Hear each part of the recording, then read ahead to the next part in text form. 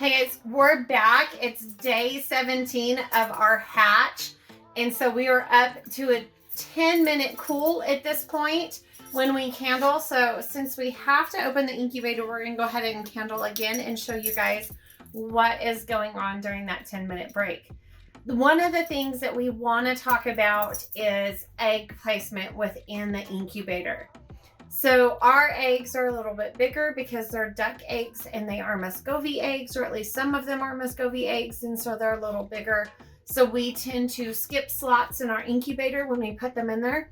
But no matter where you put your eggs, one of the key things you want to remember is that egg will adjust to the airflow and the humidity within the incubator. Mm-hmm. So as you're removing ones that are either infertile or are dudding out throughout the hatch, you don't want to move the other ones to other slots because they're going to adjust to the humidity in the slot that you put them in. So it's important to keep them in that slot until the end of the hatch, until enter that pip and lockdown period.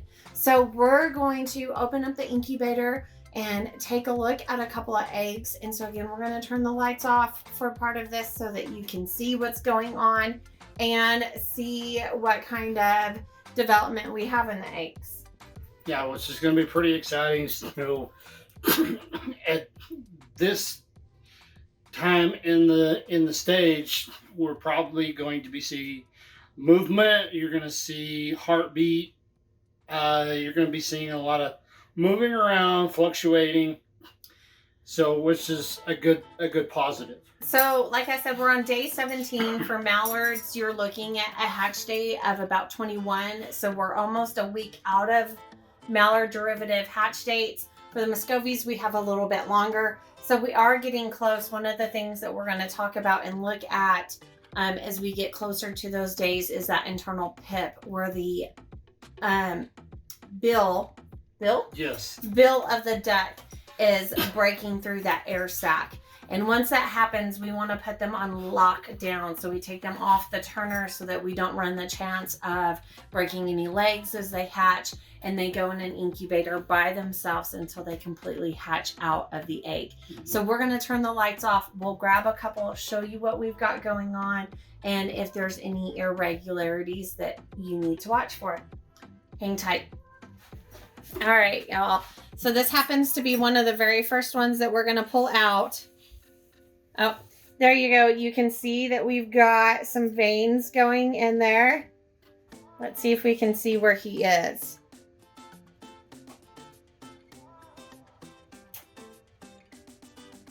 Sometimes, depending on how far along they are in the hatch, you can see where they are. And sometimes you can't, but you do see some nice veins going in there. And I'm trying to figure out, oh, my camera's on this side. There we go, y'all.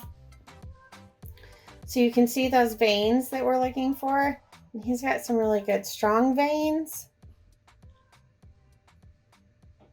Oh, and can you see him moving on the corner of the screen?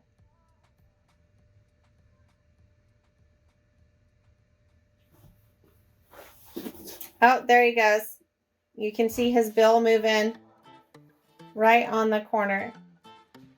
All right, so here's another good one.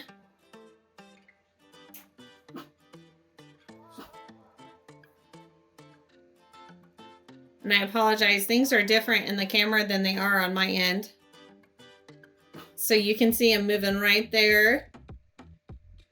Oh, there's the heartbeat, and there's the movement within the egg.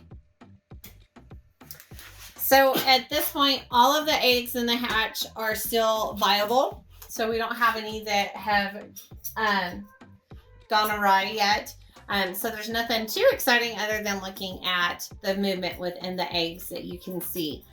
So like I said, as we get closer here, we'll be candling a little bit more just to watch for those internal pips. But we're going to spray and then let them sit for a little while, and then we'll cover back up and check that humidity.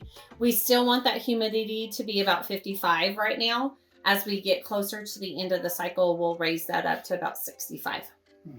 And also, when you're candling your eggs and you look at the air sac, Don't get too discouraged about the air sac if it moves to one side or the other. As long as it's on the top or one side or the other, it may get a lot larger. That means they're getting closer, and eventually when you go to candle, you'll be able to see that little poke, which is the bill. And eventually once it breaks through, then as Tamara says, it's time for lockdown. And then what we'll do is we'll pull the ones that are pipping into another complete incubator that's already pre-set up, pre-temperatured for lockdown. So your humidity in your incubator plays a big part in the size of your air bubbles or the air sacs within the eggs. So if your humidity is off, those air bubbles can get really big. That air sac can get really big, and actually, as they get closer, can suffocate. It can suck down on top of the duck and suffocate them. So your humidity is really important as we go to the end of this hatch cycle. So right now they should still be about 55. If your humidity is too high, your air sacs get too big, and that doesn't give the baby enough room to grow. So we're going to lock them down, and we will see you guys probably in a couple of days. Bye, guys. Bye.